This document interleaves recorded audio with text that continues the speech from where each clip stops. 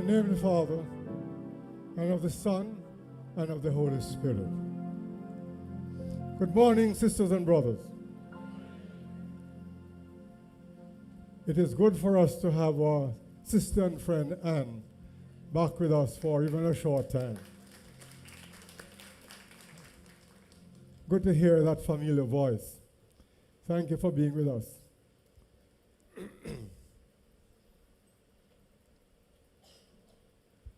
Some time ago,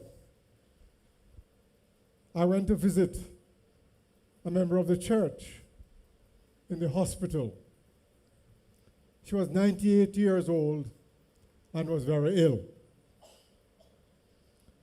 Her meal was beside her because she was unable to feed herself. So I started feeding her. And then a daughter arrived. And she did not thank me for feeding her mother. Instead, she asked me a question. She said, "What do you do other than preach on a Sunday?" So I said, "Feed your mother."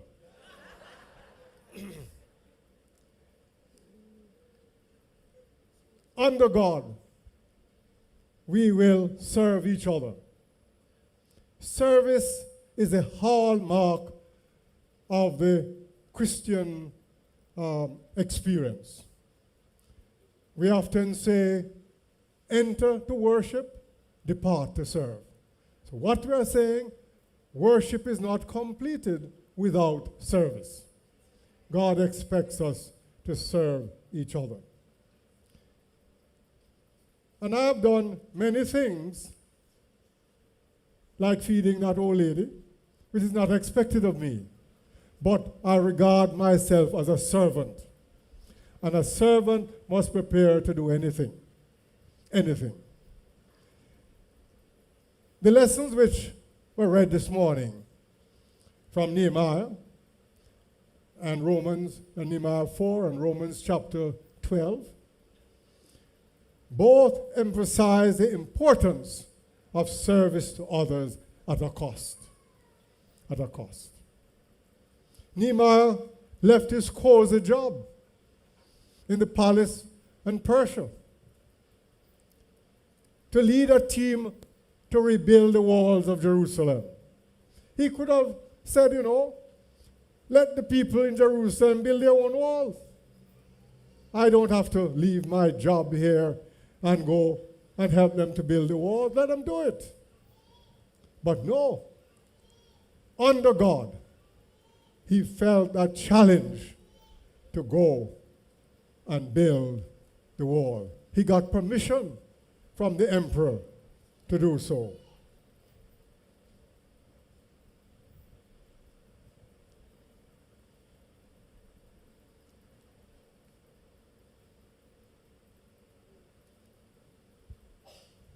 Like Nehemiah, many persons under compulsion have gone out to do a job for God.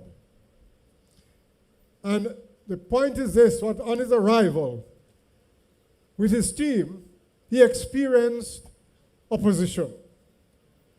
You see, whenever we are going to really serve God, you'll always experience opposition. The devil always provides somebody to put a spoke in the wheel. So there's always opposition, but that did not stop Nehemiah. Along with his people, he embarked on the job. And what they did, they had one hand with the trowel doing the work and one hand with the sword to defend themselves. That's how they built the wall. So they were not afraid of the enemies, and they completed the task to the glory of God. And through the ages, people have been led by the Spirit of God to pursue tasks to bring honor and glory to God and service to fellow humankind. We have just celebrated our independence. A good celebration. But what happened? It was colored with blood. 10 persons were murdered during that weekend. A great loss of human capital. What for? Why this waste? In all of this celebration, we tend to forget the sacrifices of our foreparents, which they made to enable us to enjoy the privileges and benefits of today. Despite all our complaints, we have come a long way. In my book, Call to Serve, and I still have some copies, I have reflected on 60 years of ministry, both in Jamaica and in the Cayman Islands. And I recall while working in the middle of the island, many persons' houses in those days were thatch roof or grass roof. And the floor were not beautiful Spanish tiles, but earth floor. Earth floor. And they didn't have beds from coats. They planted 4 posts and with the lots of lumber to create a bed. They didn't have mattresses from coats. It were bags filled with dry grass that made those mattresses. That's what our people experienced over 60 years ago. Go back to those same communities today, and there are some beautiful houses. And 1 or 2 motor vehicles park outside. Yes. And they have lovely roofs. No grass roof, no thatch roof. It tells us that we have made great strides over these years.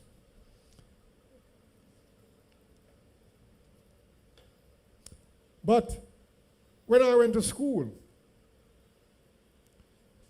there were only 12 scholarships were available in traditional high schools. 12 scholarships. So I mean that all of us who grew up in that period and couldn't get any of those 12 scholarships, our parents had to pay for them, for us. They had to find the money. But look today, there are so many opportunities. Far more opportunities for educational development and training in our country. The government tells us they have $100 million for STEM program. 100 million. Tells you where we are, what we have achieved. But in the midst of it, we have lost values. We have lost values. And I suppose part of it is the price of development. You always lose some things. Don't care how you try. We always lose. But we have to recapture some of these things that are very important.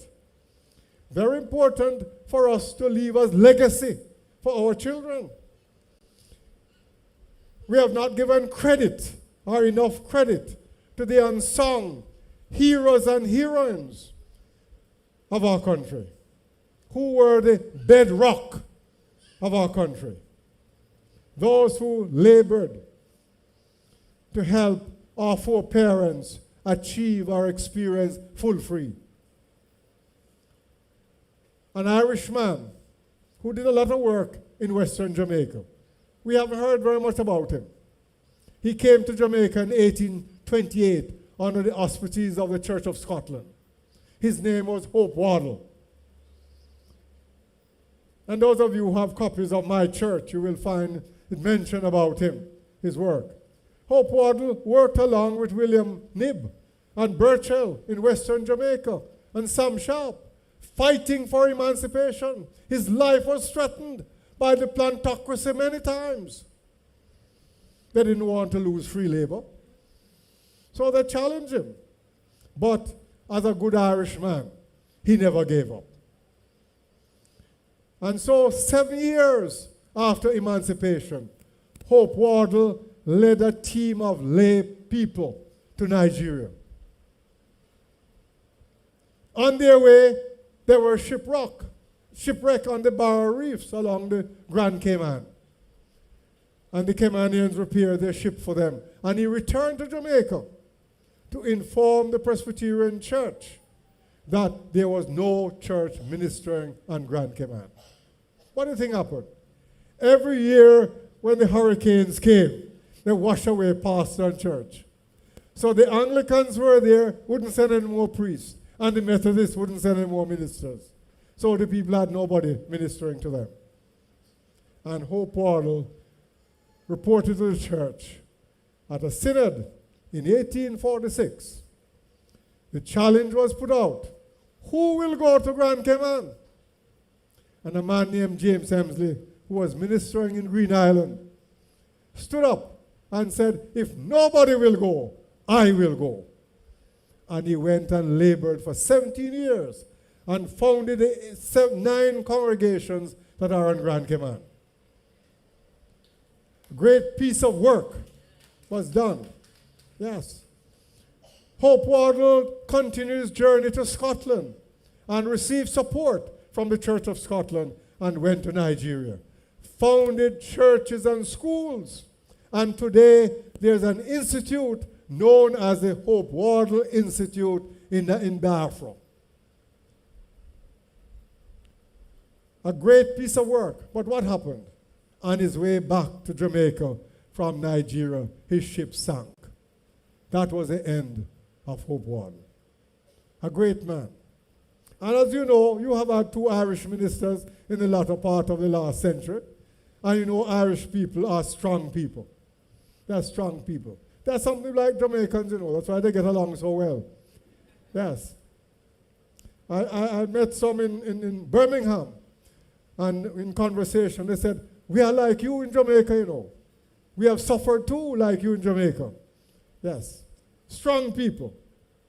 So, here we have it. But in recent research, I discovered a little piece of history, and I'm going to share it with you because it's very important. Because it has to do with Nigeria. There's a man named Henry Ward. I hope some of you remember him. Henry Ward was one of our ministers. He was a great educator, a great churchman. And Henry Ward was an outstanding Myconian. And a matter of fact, when he graduated from Michael, he was the top of the class in Michael. And when he graduated, he was the first Myconian graduate who became a principal immediately of a school. And his school became not a primary school, but a comprehensive school. They taught everything. And it was Ebenezer in Manchester where he became principal of that school. And do you know students from St. Elizabeth, from Clarendon, from Trelawney came to his school? They did not have space. And the Ministry of Education praised him for the outstanding work that was done there. But in 1930, he decided to enter the ministry of the church. He felt the call. And at that time, he was the president of the Jamaica Teachers Association, the youngest president ever, Henry Ward. And after he graduated from Woodlands Theological Seminary in South Manchester, he went to Nigeria to continue the work that Hope Wardle belonged decades ago. And you know, he worked for 7 years in Nigeria. He founded a church with 800 members, and he taught at the institute in Nigeria. Henry Ward, a great man. He married for the second time at 86. So many of you here are still of marriageable age. And he retired at 90 and died at 101. And at 100, he stood up in Meadowbrook High School where a function was held in his honor and said, Henry Ward died a long time ago. It is Christ who lives in me. That was his mantra. So my friends, that's the cost of service. Henry Ward served, he came back, and he served in St. Mary for 50 years, one congregation for 50 years. He gave his life in service. He was moderator for 3 times. 3 times he was moderator of our church. So we remember him. So under God, we will serve each other. It was challenging for Nehemiah. He faced it, and he won the day. He faced a great price. we must ask ourselves, are we willing to pay the price to serve today? Because we can never serve without paying a price. There has to be some sacrifice. If you're going to come to church after you leave work at 5 o'clock to choir practice or to some meeting or to supervise a group, it's a cost. Because at 5 o'clock you have done a day's work. You are tired. It's at a cost. And if you are going to come on Saturday, because Saturday is the only day you have to do other things, and you're going to come and serve in a community or in the church, it's at a cost. It's at a cost. So we can never serve without paying the price. There is a cost.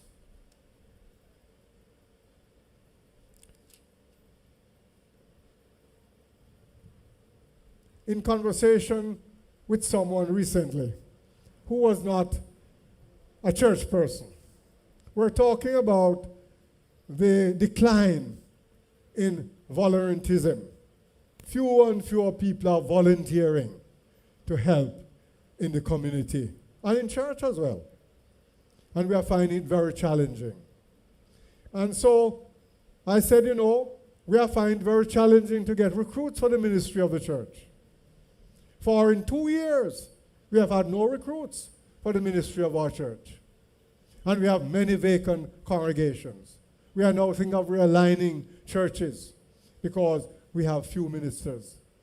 So a number of retired ministers are serving who will soon stop serve. So we are in serious problem. But I went on to say to this person, we have a fine young man. I was talking about Stephen, who has offered himself for the ministry of the church at great sacrifice because he has a young family. But he offered himself for the service of the church. Maybe next week or the other week he's going to seminary. And then the person responded, you mean, say, him couldn't find something better to do? That was the response of the person. Huh?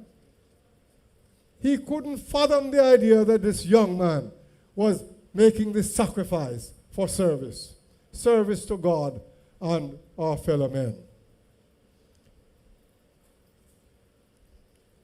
Paul, writing in Romans chapter 12, made it very clear that as Christians, we are called not to conform to the world's standards, but rather to transform the world. From the very dawn of creation, we were created for each other. We were created to build relationships, to serve God and to serve each other. But we live in an age when many believe that they know more than God. With all intellect and scientific skills, the power to invent and create, there is no acknowledgement of the source, God. Indeed, the all-knowing God, the all-wise and all-powerful God, who in his infinite wisdom has gifted us. And Paul says that God has gifted us to serve others. It is not for us to glory in our achievements, but to serve others. Most teachers find their joy when they see their students perform well, accomplish great things. They're happy. That's their happiness. My former headmaster, primary school headmaster, when I was working in St. Elizabeth, he was a senior education officer. And every time he came around, he would say, that's my boy, that's my boy. You see, he was pleased to see that one of his students has accomplished something. And out of that school, there were quite a number of persons who became ministers. One became a bishop. Matter of fact, two. One student and one teacher. Teacher became a bishop, an archbishop of the West Indies out of that school. So his name was Vidal Smith. Some of you might have heard that name because his wife was the founding principal of Mona Prep School. Yes, teachers find their joy in the accomplishment of their students. We, the people of God, must not conform to the world values. We must not just refuse to conform, but deepen the level of behavior and custom. It must be firmly planted in our minds. Paul says, be transformed by the renewing of your mind. So it is a challenge. It calls for re-education, redirecting in our minds. Paul says that if we are going to serve under God, we must have an honest and accurate evaluation of ourselves. You see, healthy self-esteem is important, but some of us sometimes overestimate ourselves. And so we cannot, under God, really serve others. There was a time when we had a minister in our church who thought he was too educated for the congregation. Yes, he said he was too educated for the congregation. Well, we thank God he's no longer with us. He has been called to his heavenly home. Yes. Under God, our responsibility is to serve others. Under God, we'll serve each other, and that means sacrifice. In my book, I have reflected on some of the sacrifices in ministry. Do you know what it is to walk 4 miles with a car wheel to get a puncture fix? I was living 4 miles from a service station, and I had double flat tires. 4 miles to get a tire fix. Do you know what it is to see your life about to evaporate? When a root of sugarcane stopped the car from plunging in a 200-foot precipice. And I walked out of that car without a scratch. And people couldn't believe. Do you know what it is to look down the barrel of a gun at 1:30 on a Sunday morning? And have 3 services awaiting you?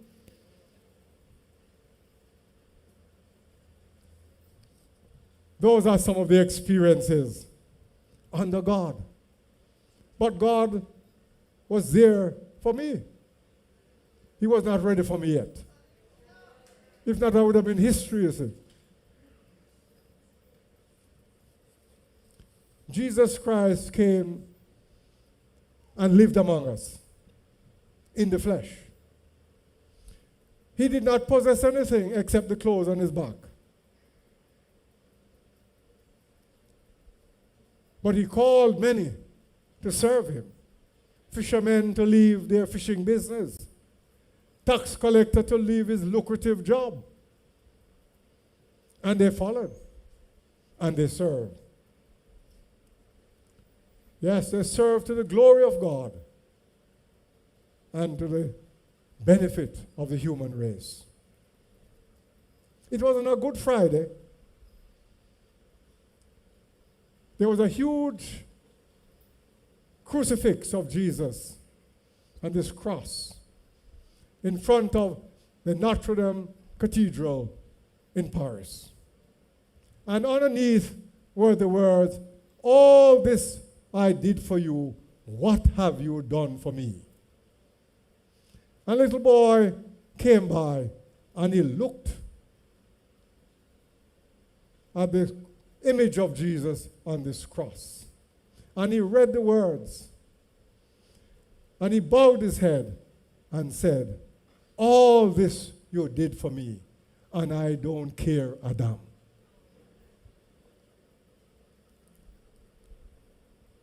He recognized the sacrifice.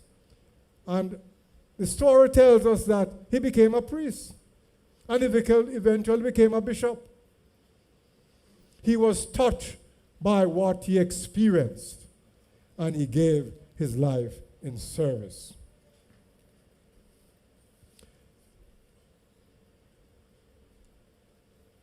Those of us who are senior citizens, we grew up in the legacy of sacrifice. But we know that many in our present generation are not prepared for sacrifice.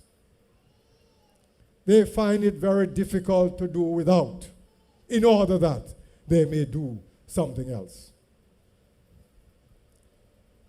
And sometimes I wonder, what are the legacy some of these are going to be leaving behind?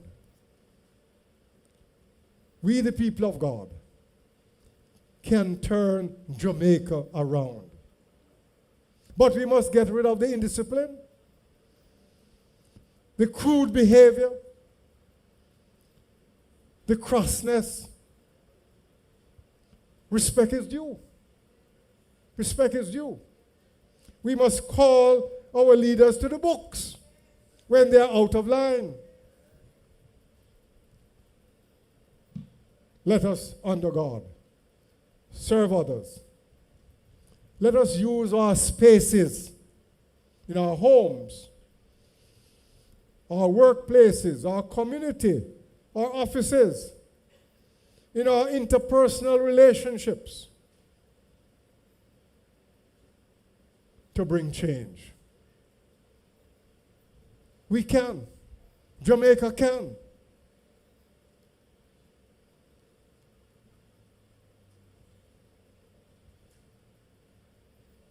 And I hope that this change will come, maybe not in my time, but before the end of this 21st century, we'll see a turnaround.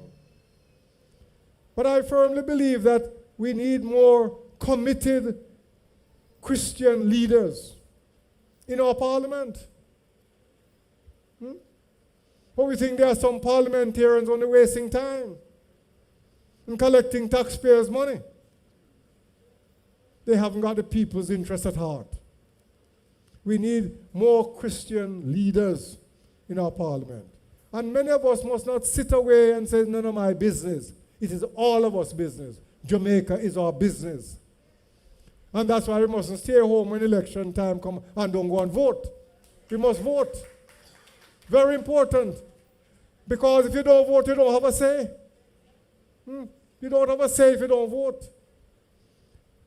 And many people criticize and complain, but they never voted. They never voted. We Christians must do it. We cannot sit and make Jack Kingdom go to waste. We are all Jamaicans. Let us commit ourselves anew to the task of nation building. It is our business. Under God, we must serve each other. We must be the voice for the voiceless. And we must help the underprivileged. And we must help the seniors who need help. Serve each other. This is our promise today. Under God, we will serve each other. It's our promise today, and it's our promise for tomorrow, and it's a promise for next year. Land of our birth, we pledge to thee our love and toil in the years to be. Amen.